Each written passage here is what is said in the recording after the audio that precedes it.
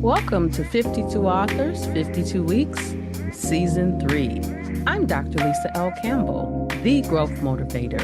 Each week, I sit down with a different author to explore what lies behind the pages. Growth, purpose, finding your voice. Enjoy today's episode.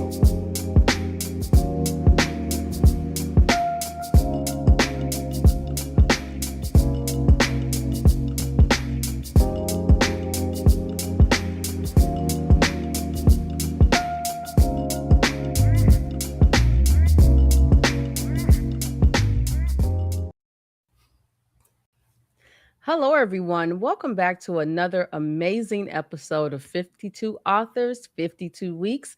Today, I am joined by author Nicole Van Valen, whose book is The Joyful Leader, as opposed to the Angry Leader. Discover resilience through joy and manage stress to elevate your leadership and organizational culture. Welcome to the show, Nicole. Oh, thank you, Dr. Lisa Campbell, for having me. I am so excited to be here and to be with your speakers, with your audience today. This is wonderful. So, I do want to have you start off by telling us a little bit about your background. But before I do, today is Saturday, January 17th, 2026. Your book just had the official launch. I know that you are uber excited. So, congratulations on that launch. And let's hear about your background.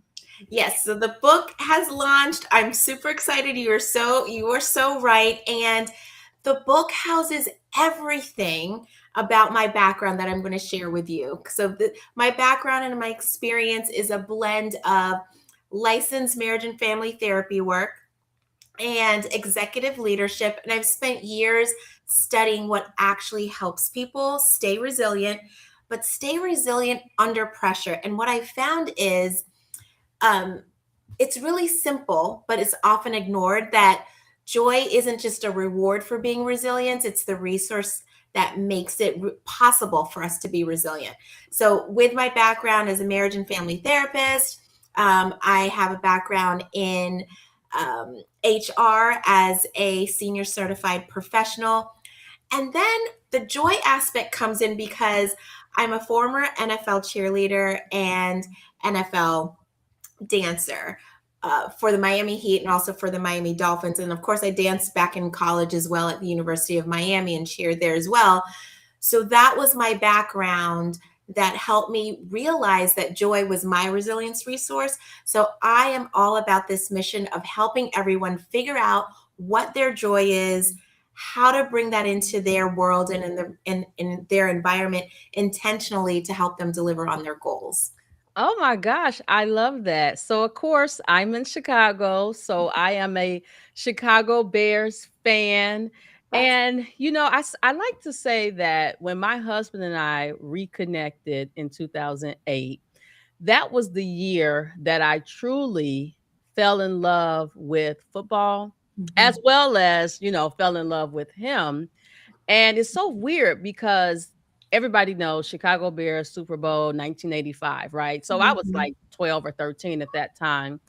But in 2008, when we reconnected, I literally just started to unpack the game and the players. And I think a lot of people don't understand the resilience that you have to have to play on that level. And Mhm. it's not like you're going to be a football player for 30, 40 years, right? No, It's a short-lived career. exactly. And a lot of the work around that, and I still gravitate around sports, and a lot of the work that I do in nonprofit is working with sports and helping kids and families around that area as well, because there's so much involved, so much dedication, so much a mental game, a physical game, and it's about having peak performance. So my signature keynote presentation is called Joy Powered Performance, and that's what I built my Ready Set Go framework and model all around that, because it helps us lead with clarity, with energy, and having a purpose, but without burning out is the thing. Oh my gosh, I love that. So, I want to make sure that we get all of these juicy details into your episode.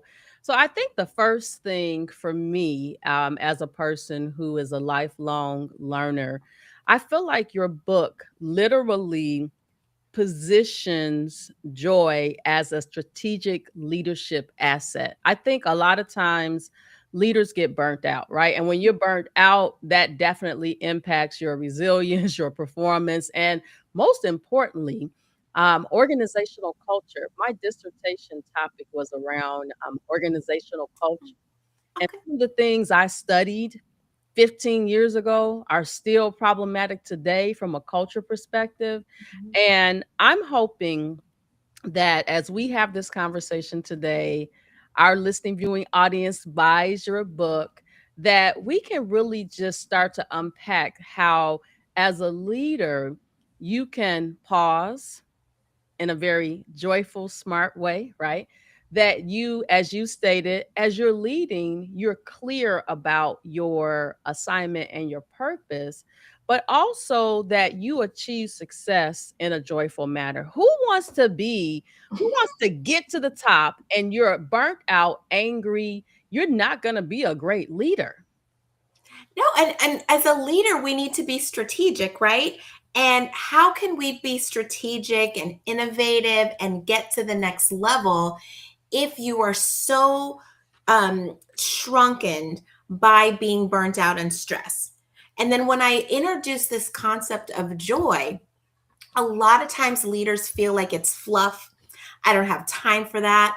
But it's so exciting, especially at leadership retreats or keynote presentations, when a leader identifies with what their joy is and it ignites them to move forward. Because sometimes when you're not coming from a place of joy, and you're only thinking about happiness, which is fleeting. Happiness is about something great happened to me today, and then after that happens, it subsides, and you go back to the status quo. Where joy is something that is ignited from within. And how do we fuel that on a continuous basis? And so the happiness is tied to external wins, and external wins we can't really control, but the joy that is deeper, that's more sustainable, it's aligned with the things that bring meaning for ourselves personally. And many times we can align that to the organizational culture's goal, like you mentioned before. And when leaders can have access to that joy, and even before they can access it, they have to identify what their joys are. There are many times when I'm helping leaders come up with their joy menu, and they can't think of one thing to put on that list. I was at a leadership retreat where the CFO said, "You know what? I haven't felt joy in the last couple of months." She couldn't think of what it was. And then in that same retreat, I had the CEO of that organization say, "You know what? I used to love drawing. My daughter loves drawing also. I'm going to take her to an art class." So we had these two C suite level leaders, one needing help to discover what that joy is, and another was able to identify it. And that's where we are sometimes in this world, is sometimes we can't even figure out what it is. So the number one question I would ask someone if they're having a hard time figuring out is, what is something that you used to enjoy when you were little? And not for nostalgic, but actually something that puts you in a different headspace where time stands still and you are just in that moment. And it doesn't have to be something huge. Actually, the smaller it is, the better. So for me, it's a cup of hot chai tea. We talked about tea earlier before we got on this call, but if I get 15 minutes to drink tea alone by myself in quiet, that rejuvenates me so that I feel joyful on the inside, and then I'm better for those all around me out in the environment. Oh my gosh. One of the things that I absolutely love about 52 Authors, 52 Weeks is Mhm. that it's really a show that's built around authenticity. And why do I say that? I know on some podcasts, you do like a meeting way before you do the episode. Whereas my structure is you fill out a form, you want to be here, we log on 5 minutes, and then we start recording. And why is that important? I want our listening, viewing audience to know that we don't have a script. And you said something that I want to co-sign for our listening, viewing audience. So you started to talk about something that's earlier in the book about the difference between joy and happiness, Mhm. and something that I enjoyed as a child that I had gotten away from was reading. Mm. And I realized I had spent a large portion of my adult life working, grinding, anything that was healthcare related, healthcare compliance, healthcare leadership. I was reading it, but I didn't have that joy that I have today. And so what happened was I stopped reading everything healthcare related. I went back to a passion of mine, which is reading. And the more I started reading, 52 authors, 52 weeks was birthed because I said, you know what? A lot of the authors that I read, they're the ones that have the big, large contracts. But I wanted to reach out to authors who are just as powerful and give us all this platform so that we can show the world that number one, we have joy. And but number two, that as a person, as a leader, they are essential for what I've coined as RPC, resilience, performance, and culture. I got Oh, that from your book, RPC, resilience, really? performance, and culture. I gotta write that down. I love it. Hey, it's yours, right? But you argue I in love your it. book that joy is not optional. You No. must have joy. And once I started reading, once I started this podcast, once I quit my job and focused on entrepreneurship, I positioned myself to experience joy 7 days a week. Now, is my life perfect? Absolutely not. But I wake up with this level of calm, peace, and joy that you can't pay for. Isn't that interesting that it's free It's and free. everyone has access to it? We just need to allow ourselves the space and time to access it. And it doesn't have to be like a trip to Cabo, or it doesn't even have to be a whole weekend. Like you can do this in in 60 seconds. Because I walk people through a breathing exercise in my keynote presentations.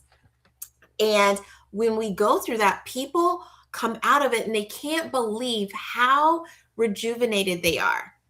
And if we allow ourselves even 1 minute to bring joy into our lives, it changes the whole trajectory of things. It changes how we are with ourselves, our relationship with ourselves. It changes our relationships with other people, whether at work or with family. There's so much power in joy.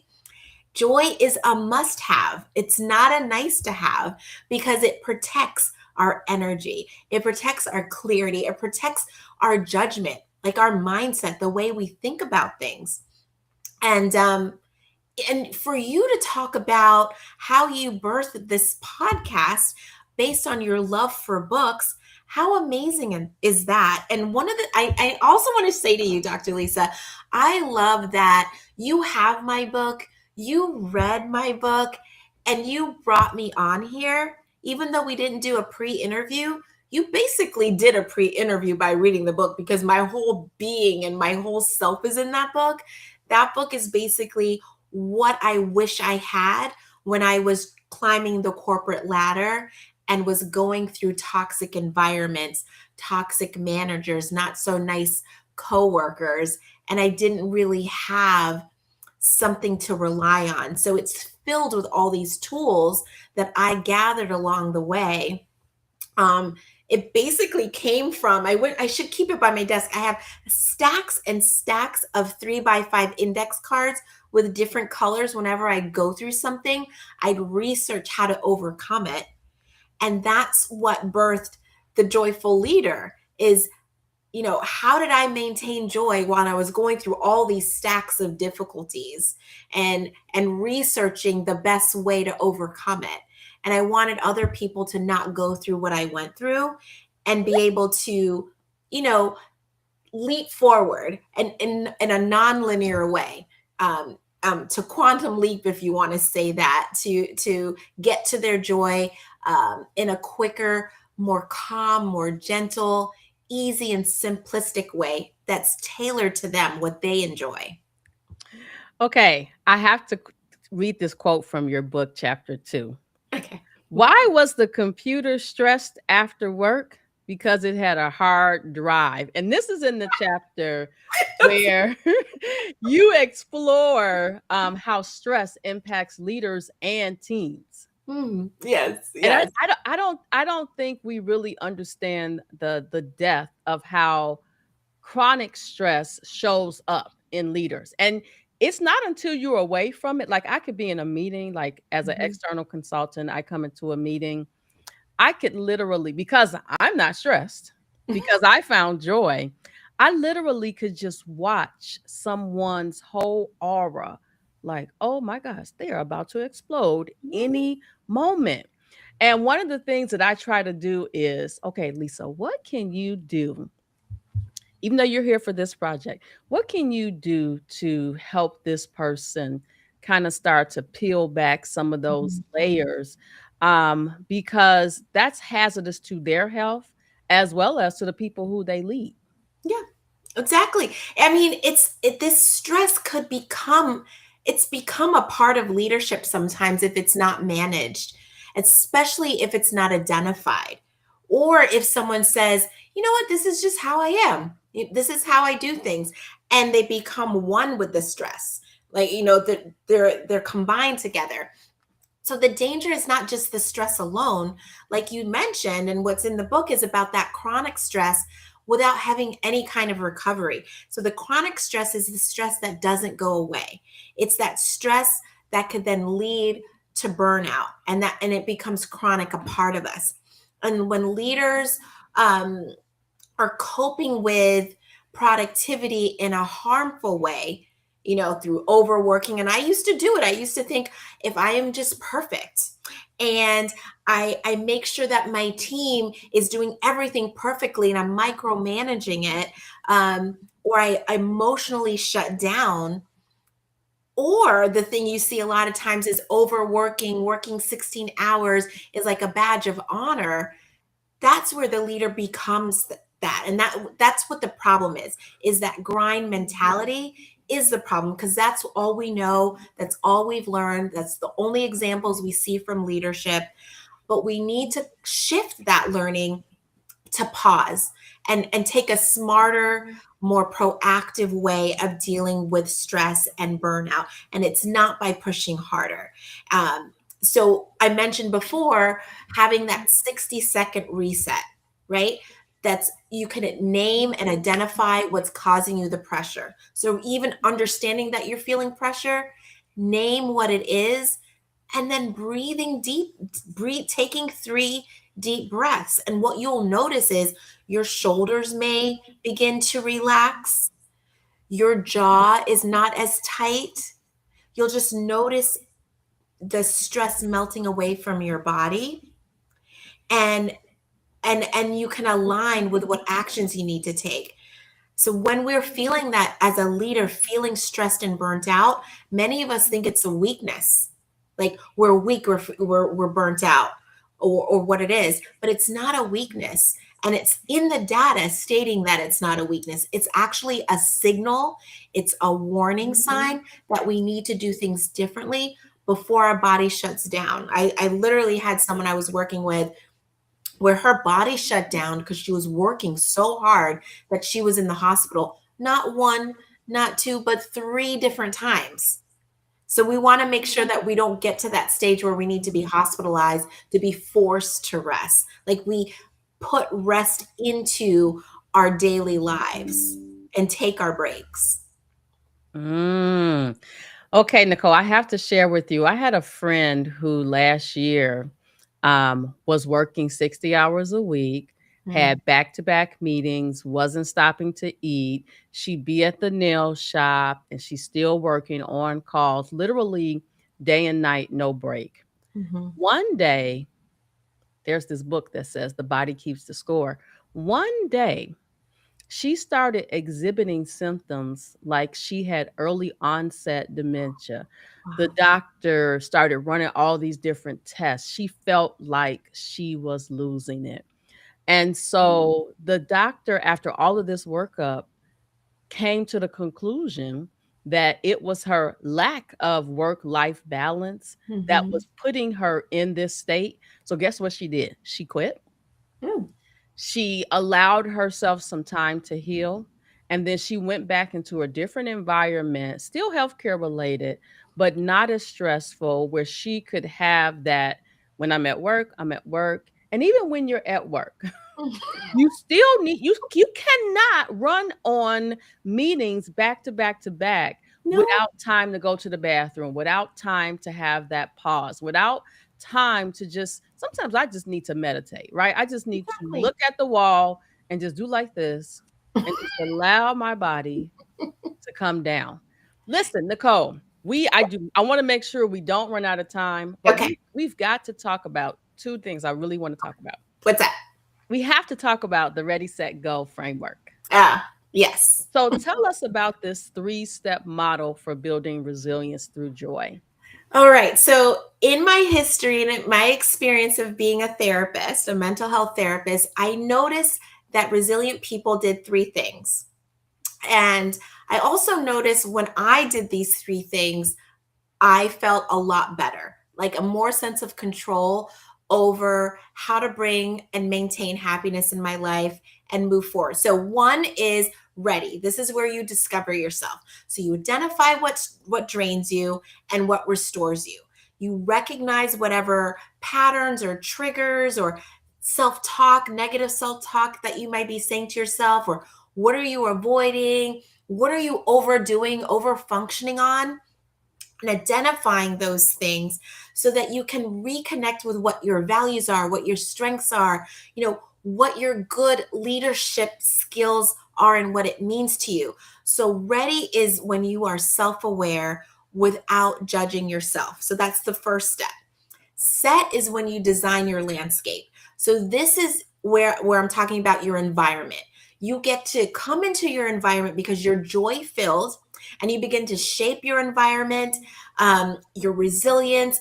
You have boundaries. You know what kind of relationship you want. You understand the culture you're in. You understand the expectations.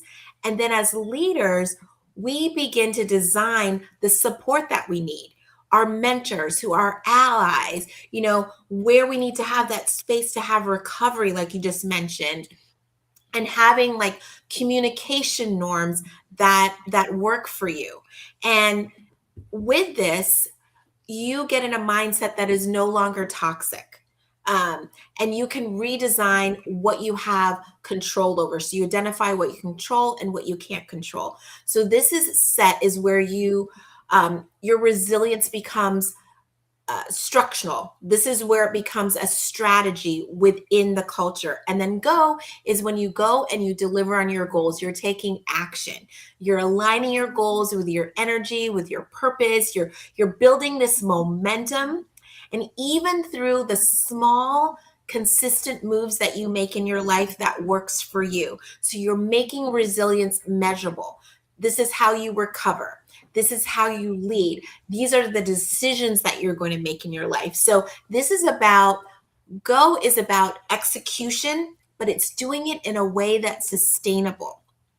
Overall, Ready, Set, Go turns resilience into a repeatable leadership practice that you could do at any time that works specifically for you because it's all based on your joys. And what's so interesting is I have this sphere of resilience self assessment. It's complimentary to anyone. I'll give you the link. You can share it with your group, but it focuses on 8 different domains. And when people take this within less than 5 minutes, they get their scoring of the areas they do exceptionally well in, where their strengths are, where they're able to help other people. And as leaders, that's what we do. We help others. And then it shows your gaps, the areas that you need additional support. And as leaders, we need all the support we can get because our task can be heavy at times, having the weight of the team and the organization on your shoulders. So the ready set go model, like I said, it turns resilience into something repeatable, but more importantly, enjoyable so you can sustain this leadership practice.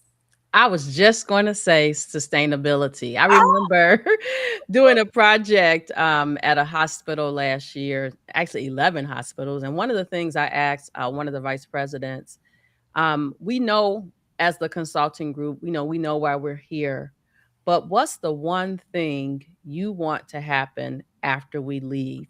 And she said, once you guys stand this program up, I need for it to be sustainable because that's when I know that we have won. And I mm, love that because we think about it from the perspective of sustainability, like with the earth and all of that, but that also applies to everything we do. mhm. So before we go, we have to know about joy powered performance. I love a good framework. I know. Yeah, I love joy powered performance because it highlights everything that I'm about and everything that I want help to help others with. And so that is about the joy, of course, tapping into what fuels you, right, to sustain you, and then the power because joy is so powerful. It fuels you forward. So you're recovering forward and then you get to perform, right? And you're performing at your highest because the joy is fueling you. So this is how leaders sustain their energy, right? And they get to focus on what is real under that pressure. And it's renewable, this joy. It's an internal source. It's not something outside of us, it's internal. So you have a sense of control with it. So you have agency. You're able to connect with others with meaning. You get to play and have fun. And you have gratitude for others because you're coming from a place of positivity. And then there's movement with it. And you become more creative and you're coming from a place of service. You're not coming from a place of lack. And when leaders model this type of recovery, they get to give their teams permission to be human and Mm. and to perform and have improvements. So it's not fear based because when you're fear based, you kind of shrink and become small. When you're joy based, you grow, you expand as an individual, your team expands, and you're modeling the way. And then the department expands, and then the organization overall expands, and it becomes this whole resilient movement and that gets to impact the community at large and at a higher scale. So I've seen leaders shift from this constant urgency to this place of clarity just by designing these recovery moments between meetings. So this is when leaders stop treating rest, like I said before, as a reward, but it is a strategy. You're taking that 5, 10, 15-minute break between meetings. You're taking your actual lunch. You're going on PTO and not signing in because your team is wondering why you're clocking in. And they want you to come back rejuvenated. So when they go on PTO, they know inside that it is okay because my leader really takes their PTO. So I can truly be away and get rejuvenated and come back really strong to support the team and the organization. So it's a strategy and it stabilizes leaders' teams when they see this. Recovery is not the opposite of performance. Recovery is part of the performance. It's what fuels us through joy. Wow. I want to tell you something funny. So I was working with this leader and her team, and she went on vacation and she came back, and everybody knows that she was working while she was on vacation. Mhm. And so she came back and we had a conversation, and she said, just put it to me straight. I said, okay. I'm glad you asked me to be straight with no chaser. I said, when you left from vacation, your team felt like you were wound up too tight.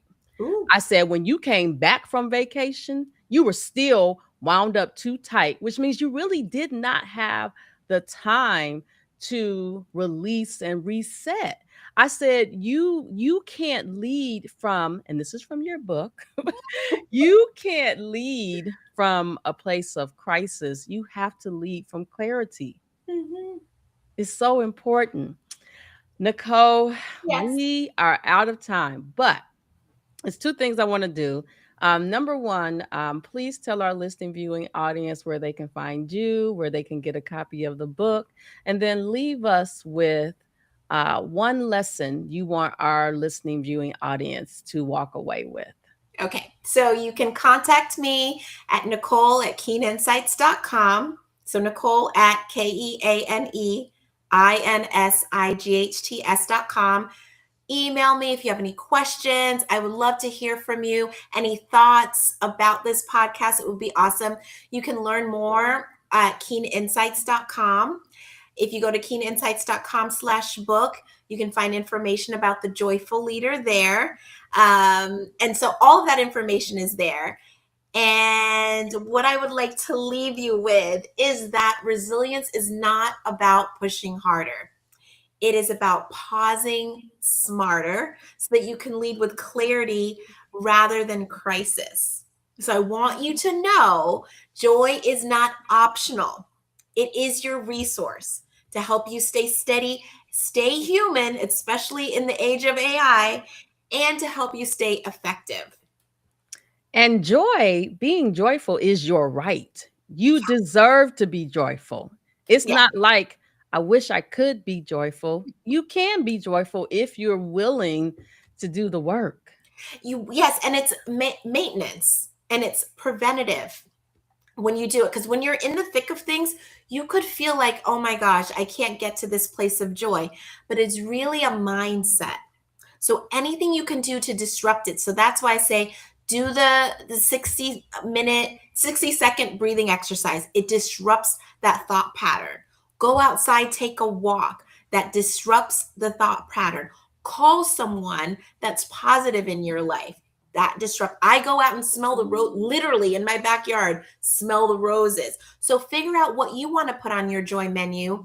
So when you're feeling stressed or burnt out, you don't have to think. You just look at your menu and go do one of those things. So it's really about having the tools ahead of time.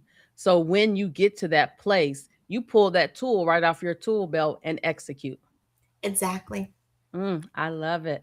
Nicole, I have enjoyed chatting with you today about the joyful leader, discover resilience through joy, and manage stress to elevate your leadership and organizational culture.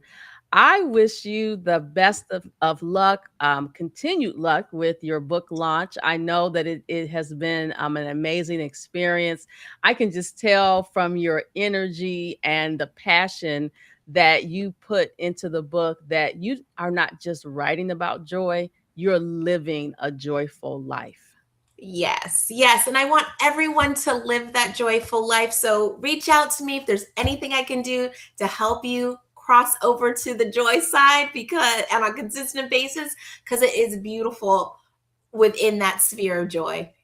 I love it. I love it. Well, listen, everyone. This has been another amazing episode of 52 Authors, 52 Weeks. Until next week, everybody have a great day. You've just experienced another conversation from 52 Authors, 52 Weeks, Season 3. The conversation may pause here, but the growth continues. I'm Dr. Lisa L. Campbell,